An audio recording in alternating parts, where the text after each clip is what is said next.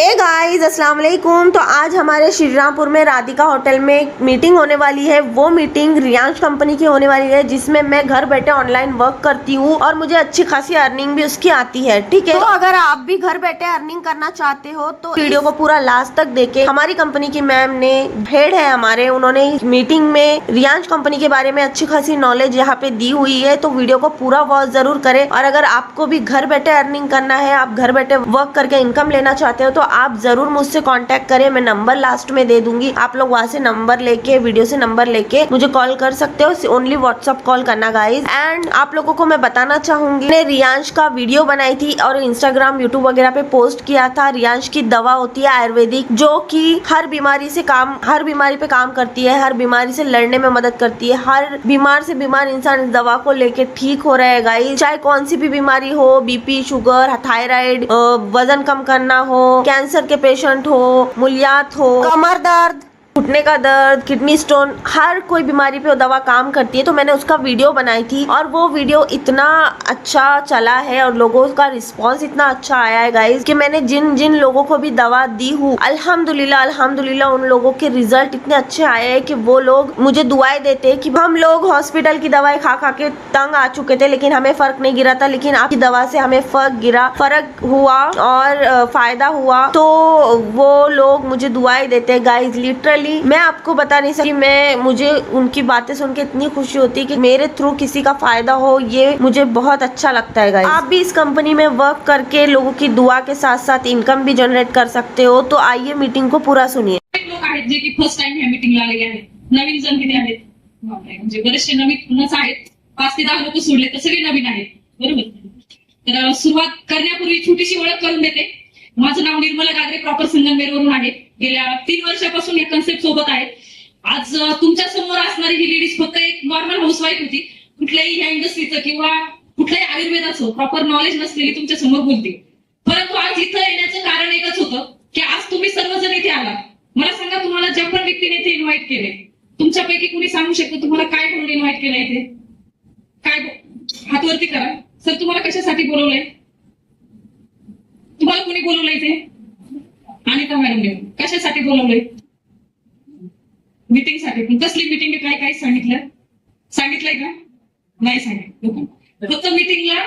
आणि तुम्ही स्वतःने जो तुमचा वेळ दिलाय 40 मिनिटांमध्ये तुमचं लाईफ चेंज होईल अशी ऑपॉर्च्युनिटी तुम्हाला सांगणार आहे। तर लाईफ चेंज करायचं असेल तर जाताना तर माझ्यासाठी माझ्या मीटिंगचे पहिले रूल आहे की ते रूल तुम्हाला फॉलो करावे लागतील। पहिला रूल म्हणजे तुमचा मोबाईल सायलेंट करायचा आहे, कारण प्रत्येक वेळेस आपण काय सांगतोय की सगळ्यात महत्वाचं डिस्टर्ब करण्याचं साधन आपला मोबाईल। जसं की मी पण एंट्री केली आणि कोणाचा तरी कॉल आलाय, काहीतरी सांगताय, मग कुठेतरी जावंच लागलं, कारण कोणाला इग्नोर नाही करू शकत आपण, बरोबर आहे की नाही? किंवा नाही उचलला तर लोक म्हणतात फोनच उचलत नाही, असा पण प्रकार होतो। खरं आहे की नाही अनिता मॅडम? कारण ह्या रिलेटिव्ह, कारण काय होतं, तुमच्याशी बोलत असताना जर दुसऱ्याला वेळ दिलाय तर ते पण बरं वाटत नाही। मग आज तुम्ही सर्वजण इथे जे आलात, तुमच्यासाठी येणारा 1 तास हा खूप महत्वाचा आहे, म्हणून मोबाईल काय करायचं, सायलेंट करायचं, कुणी फोनवरती बोलणार नाही किंवा एकमेकाशी चर्चा करणार नाही। तर सो आज आपण ज्या सिस्टम संदर्भात जाताना तर माझ्यासाठी माझ्या मीटिंगचे पहिले रूल आहे की ते रूल तुम्हाला फॉलो करावे लागतील। पहिला रूल म्हणजे तुमचा मोबाईल सायलेंट करायचा आहे, कारण प्रत्येक वेळेस आपण काय सांगतोय की सगळ्यात महत्वाचं डिस्टर्ब करण्याचं साधन आपला मोबाईल। जसं की मी पण एंट्री केली आणि कोणाचा तरी कॉल आलाय, काहीतरी सांगताय, मग कुठेतरी जावंच लागलं, कारण कोणाला इग्नोर नाही करू शकत आपण, बरोबर आहे की नाही? किंवा नाही उचलला तर लोक म्हणतात फोनच उचलत नाही, असा पण प्रकार होतो। खरं आहे की नाही अनिता मॅडम? कारण ह्या रिलेटिव्ह, कारण काय होतं, तुमच्याशी बोलत असताना जर दुसऱ्याला वेळ दिलाय तर ते पण बरं वाटत नाही। मग आज तुम्ही सर्वजण इथे जे आलात, तुमच्यासाठी येणारा 1 तास हा खूप महत्वाचा आहे, म्हणून मोबाईल काय करायचं, सायलेंट करायचं, कुणी फोनवरती बोलणार नाही किंवा एकमेकाशी चर्चा करणार नाही। तर सो आज आपण ज्या सिस्टम संदर्भात करणार आहोत, बघा आज आपण बघतोय की तुम्ही सर्वजण इथे आहात। हॅलो, तुम्ही सर्वजण इथे आहात ना? सर्वांचं लक्ष इथे आहे ना? केंद्रित झालंय ना? हो, घ्या की एकदाच घ्या, म्हणजे थोडस परत डिस्टर्ब होणार नाही। तो जर बघितलं तर 99% लोक आज नोकरी उद्योग व्यवसायात आहेत, बरोबर। जे लोक नोकरी करतात त्यांच्याबद्दल थोडस एक्सप्लेन करते। म्हणजे तुमच्या आसपास पण असतील ना, 8 तासाचा जॉब असतो, बरोबर आहे की नाही? 8 तास जॉब करताय, सोबत महिन्याचं फिक्स पेमेंट आहे की नाही आहे? त्यासाठी कुठेतरी 10 वर्ष 15 वर्ष 20 वर्ष एज्युकेशन घेतलंय, 10 वर्ष 20 वर्ष शिकून आणि कुठेतरी 10,000 साठी 15,000 साठी 8 तास तो व्यक्ती वेळ देतोय. आठवड्यातून 1 दिवसाची सुट्टी असते आणि त्यामध्ये आपण आपल्या फॅमिलीला किंवा पर्सनल गोष्टींसाठी वेळ देतोय, बरोबर. आता मला सांगा, जो व्यक्ती जॉब करतोय 10 ते 15,000 साठी 10-15 वर्ष एज्युकेशन घेतोय, एज्युकेशनला 10-15 लाख रुपये खर्च करतोय आणि कुणाचं तरी नोकर म्हणून काम करतोय. नोकरी म्हणजे नो करिअर. आयुष्यामध्ये का नो करिअर म्हणतोय? आज सांगा सर, ज्या पटीत महागाई वाढत चालली त्या पटीत तुमचं उत्पन्न वाढतंय का? आहे का? आज ज्या पटीत महागाई वाढत चालली, लक्षात घ्या, सर्वसामान्य व्यक्तीला 10,000-15,000 पण आपला स्वतःचा इन्कम सोर्स वाढवत नाही, हा आपला दोष आहे, बरोबर आहे की नाही? कारण आपल्याकडे इन्कम सोर्सच नाही तर त्या येणाऱ्या महागाईला आपण तोंड देऊ शकतो का? नाही देऊ शकत. म्हणून आज तुम्हाला सांगते की आज आपण जे नोकरी उद्योग व्यवसाय आणि त्यांच्यासाठी ओपन चॅलेंज आहे की येणाऱ्या वेळेमध्ये किंवा आज तुमच्या आसपासचे लोक त्यांचा सर्वे करा की जो व्यक्ती नोकरी करतोय तो व्यक्ती फक्त स्वतःचं घर, एक छोटीशी गाडी, मुलांचं शिक्षण या व्यतिरिक्त तो स्वतःची पर्सनल लाईफ पण जगू शकत नाही. जगतोय का मला सांगा? 8 तास जॉब करणारा व्यक्ती नाही करू शकत. मला सांगा, तुम्ही सर्वजण इथे बसते, तुमचा बेसिक गरजा पण पूर्ण होत आहे का? वाटतंय का गरजा तरी पूर्ण होत आहे? काय वाटते सर, होत आहे का गरजा पूर्ण? म्हणजे गरजा तरी नेमकं काय हो? तुमच्या मुलांचं शिक्षण असेल, त्यांच्या फॅसिलिटीज असतील, आपल्या घरासाठीचा घर खर्च असेल, हे पण माणसाचं काय म्हणजे आज ऍडजस्टमेंट मध्ये होते. म्हणजे ज्या व्यक्तीला 15,000 इन्कम आहे मंथली, तो व्यक्ती 15,000 रुपये जे इन्कम कमवतोय ते महिन्याच्या मंथ एंडिंगला त्याच्या खिशात 1 रुपया पण नसतो आणि पहिल्या वीक मध्ये त्याच्याकडे येणारं जे पेमेंट आहे ते पहिल्याच वीक मध्ये पूर्ण संपतं. म्हणजे तो महिना कसा काढत असेल? म्हणजे ही रियालिटी आहे की आहे मार्केटमध्ये खूप साऱ्या ठिकाणी आज आपल्याला बघायला मिळते. पण हे सगळं माहीत असताना पण आज आपण कुणाचं तरी नोकर बनायला तयार आहे पण स्वतःचा मालक बनायला तयार नाही. हॅलो, आहे का आपण स्वतःचा मालक बनायला तयार? आहे का? नाही, बरेचसे लोक नाही. पण जे आहेत, खरं सांगा, तुम्हाला स्वतःचा मालक स्वतः बनायचंय तर आपल्याला काय करावं लागेल? स्वतःचा बिझनेस ओपन करावा लागेल. मग आज मार्केटमध्ये जर बघितलं तर ट्रॅडिशनल मार्केट हा आपला स्वतःचा बिझनेस आहे. जसं की मॅडम मी स्वतःचा बिझनेस ओपन केला, म्हणजे स्वतःचं मेडिकल टाकले, शॉप टाकले, बरोबर. त्यांचं शॉप आहे. आता सपोज एक हॉटेल आहे, ज्या मालकाचं आहे ते त्याचा स्वतःचा बिझनेस आहे. म्हणजे असे उद्योग व्यवसाय जे लोक करतात ते कोण मालक आहे त्या बिझनेसचे. पण खरं सांगा, असा व्यवसाय करण्यासाठी आज तुम्ही इथे बसता, किती लाख रुपये इन्व्हेस्टमेंट करावं लागेल? मॅडम किती केली? 15 मेडिकल साठी. सर सांगा किती लागेल तरी? हॉटेल म्हटलं तर सीआर मध्ये. म्हणजे तुम्ही जो बिझनेस ठरवणार त्या पटीत आपल्याला पहिली इन्व्हेस्टमेंट आहे. म्हणजे आज तुम्ही हॉटेल व्यवसाय घ्या, कापड दुकान घ्या, टेलरिंग घ्या, पार्लर घ्या, मेडिकल्स घ्या, हॉस्पिटल्स घ्या, हे सर्व उद्योग व्यवसाय करण्यासाठी म्हणजे ट्रॅडिशनल मार्केट जर चालवायचंय तर सगळ्यात महत्वाचं लागतं आपल्याला भांडवल. लक्षात घ्या, म्हणजे पैसा लागतो. पैसा असेल तर आपण बाकीचं करू शकतो. दुसरी गोष्ट, स्वतःची जागा असेल ना तर तो व्यवसाय चालू शकतो, हे पण लक्षात घ्या. नाहीतर बऱ्याच ठिकाणी आपण रेटने गाळा घेतोय, तिथं कुठेतरी शॉप चालू करतोय आणि जेवढं उत्पन्न निघतंय त्या पटीत त्याचं रेट पण देणं होत नाही आणि शिल्लक पण काही राहत नाही. म्हणजे सर्वायवल होतंय, म्हणजे हातात पण काही राहत नाही आणि दिसत तर काहीच नाही. म्हणजे या सर्व गोष्टी आपल्या रियालिटीमध्ये आहेत. पण स्वतःची जागा पण मॅटर करते, भांडवल लागते, म्हणजे जागेला पण पैसाच लागणार आहे. त्यासोबत आज तुम्ही सांगा, ट्रॅडिशनल मार्केट मधला असा एक उद्योग व्यवसाय सांगा की त्याच्यामध्ये कॉम्पिटिशन नाहीये. सर जास्त जाहीर करू नका, ट्रॅडिशनल मार्केटमध्ये आहे का कॉम्पिटिशन आहे की नाही? आता सांगा, श्रीरामपूरमध्ये किती मेडिकल असतील मॅडम? मॅडम माझा मेडिकल 2 वर्षात आले. 2 वर्षात आता त्याच लाईनीला कमीत कमी 8 मेडिकल झाले. किती मेडिकल मध्ये किती लोकांनी जायचे? प्रश्न आहे ना, बरोबर आहे की नाही? आता तुम्ही सर्वजण इथे बसले, तुम्ही सर्वांनी ठरवलं आम्हाला मेडिकलला चालवायचं. गांधी मॅडमच्या मेडिकलला कोण जाईल? आता तुमच्याच घरी मेडिकल आहे, लक्षात घ्या. कशाला जातील? तुम्हाला माहिती तिथली ॲलोपॅथीची टॅबलेट कितीला येते? तुम्ही कशाला त्यांच्याकडून रिटेल भावामध्ये घेणार आहे? नाही घेणार आहे, तुम्हाला होलसेल मध्ये भेटते ना. म्हणजे सांगण्याचा उद्देश काय आहे की आज ह्या उद्योग व्यवसाय काय झालंय की बिझनेस हा सर्वायवल झालाय. म्हणजे पावला पावलात हॉटेल झाले, टेलरिंग झाले, जे पाहिजे ते उद्योग व्यवसाय आज सर्वायवल झाले. म्हणून तिथे काय झालं, हा बिझनेस स्टॉप झालाय. आणि कोरोना नंतर बरेचसे उद्योग व्यवसाय बंद झाले. तुमच्या समोरचे उदाहरण आहे, चांगले चांगले हॉटेल पण बंद पडले.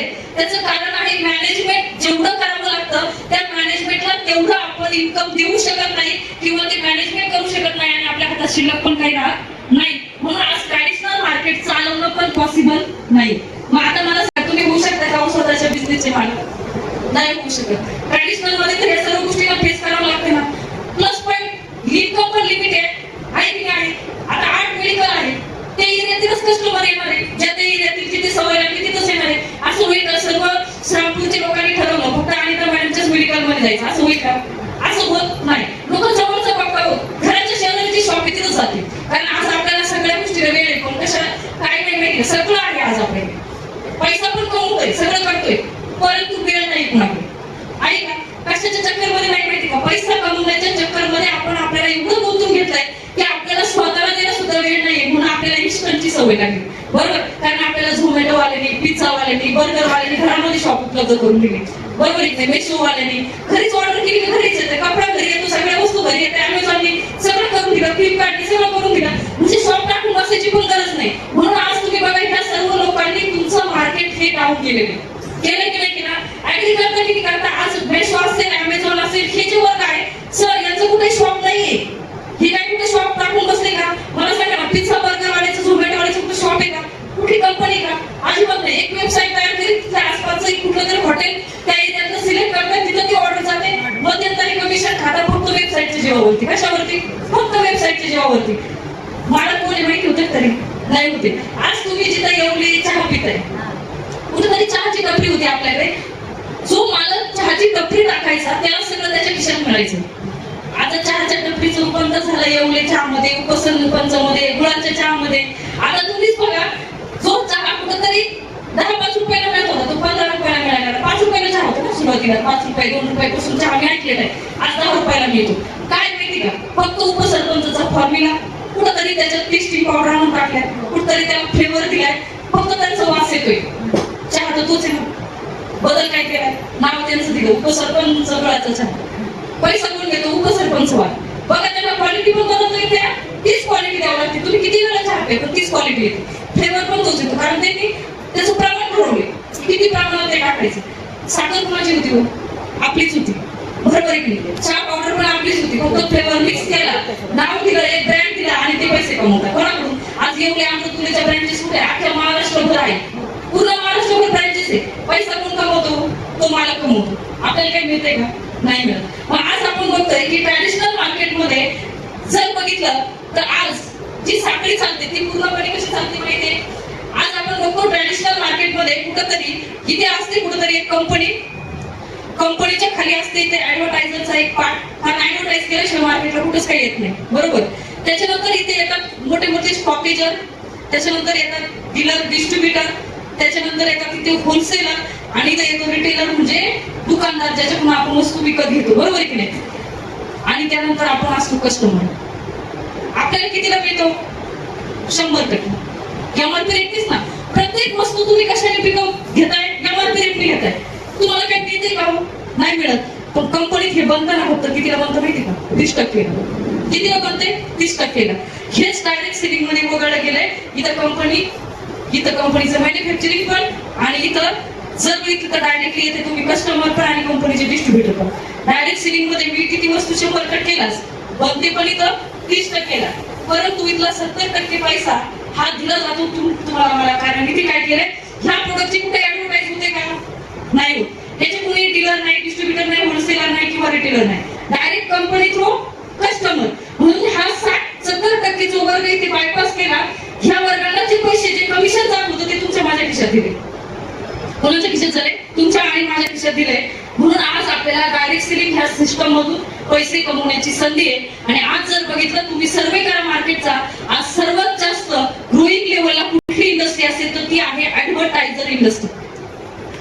तुम्ही अभिनेत्री मंडळी बघितलीत ना, काय करतो? ते ऍड करतात. अमिताभ बच्चन तू एवढं नवरात्रीची ऍड करतो नाही का, थंडा थंडा कुलकुल म्हणतोय, बरोबर. खरंच आपण जर त्यांनी मसाज केली तर खरंच थंडा थंडा कुलकुल होत नाही. पण तो कुठतरी ऍड करतो. कशासाठी करतो? कारण त्याला 10 फिल्म मधून जो पैसा भेटत नाही नसेल, त्याला एक छोट्याशा ऍड मधून मिळतो, म्हणून तो ऍडव्हर्टाइज करतोय. मग आज मला सांगा, आज आपल्याकडे जे अमृत ज्यूस आहे याचे रिझल्ट आहेत किती जणांना माहिती आहे? हात वरती करा. अमृत ज्यूसचे रिझल्ट आहेत किती जणांना माहिती आहे?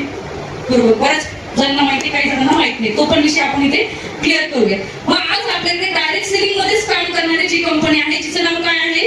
रियांश मॉडिटेड प्रायव्हेट लिमिटेड, जिचं स्टार्टअप झालंय 7/9/2021 2019.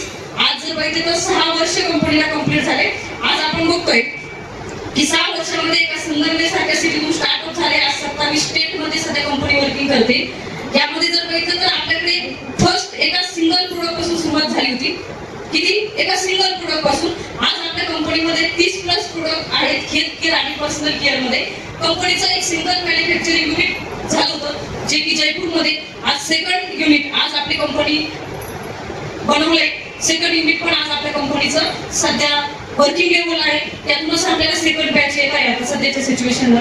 त्यानंतर जर बघितलं तर आज आपली कंपनी ज्या लेवलला काम करते, ज्यावेळेस कंपनीचं स्टार्टअप होतं त्यावेळेस आपल्या कंपनीचे जे मॅनेजिंग डायरेक्टर आहे सेंद्री मधुकरजी जाधव सर यांनी ह्या कंपनीचं स्टार्टअप केलं. एक छोटंसं बी लावलं होतं, एक छोटंसं बी लावलं होतं. आज त्याचं खूप मोठ्या वटवृक्षात रूपांतर झालंय आणि त्याच्या पारंब्या अशा खूप मोठ्या लेवलला पोहोचल्या आहेत. आज आपण बघतो 27 राज्यामध्ये जे काम एक्सपांड झालंय त्यामध्ये एका व्यक्तीने घेतलेला निर्णय. आज जर बघितलं तर आज आपल्या कंपनीमध्ये जवळजवळ 70 ते 80 लाख युजर्स आहेत की ज्यांनी फक्त हे प्रोडक्ट यूज केले आणि 20 ते 25 लाखापेक्षा जास्त लोक डिस्ट्रीब्युटर आहेत, वर्किंग पीपल आहेत. त्यामध्ये कमीत कमी 50,000 लोक आपल्या कंपनीचा ऍक्च्युअल पे आउट घेत आहे. त्यांचं कमीत कमी इन्कम मी सांगते की आज आपली कंपनी फर्स्ट पे आउट आपल्याला जनरेट करते 450, जास्तीत जास्त 40 ते 50 लाख रुपये पर मंथ अर्निंग करणारे पर्सन आज आपल्या कंपनीत आहेत. 40-50 लाख रुपये महिन्याचं अर्निंग करणारे लोक आपल्या रियांश मध्ये आहेत. खरे बॅकअप जर्नी जर बघितली तर 7/9/2019 म्हणजे कोरोनाचा पिरियड होता. लक्षात घ्या, कंपनी स्टार्ट झाली 5 महिने झाले, कोरोना लागला आणि कोरोना नंतर 3 वर्ष तब्बल कंपनीने फक्त ऑनलाईन प्रमोशन केलं. लोकांना आपण भेटू शकत नव्हतो किंवा प्लॅटफॉर्म सांगू शकत नव्हतो. त्यावेळेस लोकांना पैशापेक्षा जास्त हेल्थ महत्वाची होती. लोक पैसा कमवण्याच्या नादात नव्हते. त्यावेळेस लोकांना पाहिजे होतं काय? फक्त हेल्थ पाहिजे होती. आणि त्यावेळेस आपल्या प्रोडक्टने पिकअप घेतला. जे प्रोडक्ट तुमच्या समोर आहे त्या प्रोडक्टने बीड सारख्या एका शहरामध्ये एका व्यक्तीला रिझल्ट दिला आणि तिथून एवढं मोठं काम चालू झालं की बीडच्या कानाकाना कोपऱ्यामध्ये अमृत ज्यूस जाऊन पोहोचला आणि आज याचा कारभार 27 राज्यांमध्ये गेला. 16-17चा स्कोर एका सिंगल प्रोडक्टने केलाय. कव्हर 16-17चा स्कोर एका सिंगल प्रोडक्टने पूर्ण क्लिअर केलाय. अशी कंपनीचे 70 लाखापेक्षा वेगवेगळ्या आजारांचे रिझल्ट तुम्हाला कुठेही बघायला मिळतात जे की लाईव्ह आहे. मग बीपीच्या गोळ्या बंद केल्या असतील, शुगरचे केल्या असतील, मॅडमने तुम्हाला समोर रिझल्ट सांगितलाय.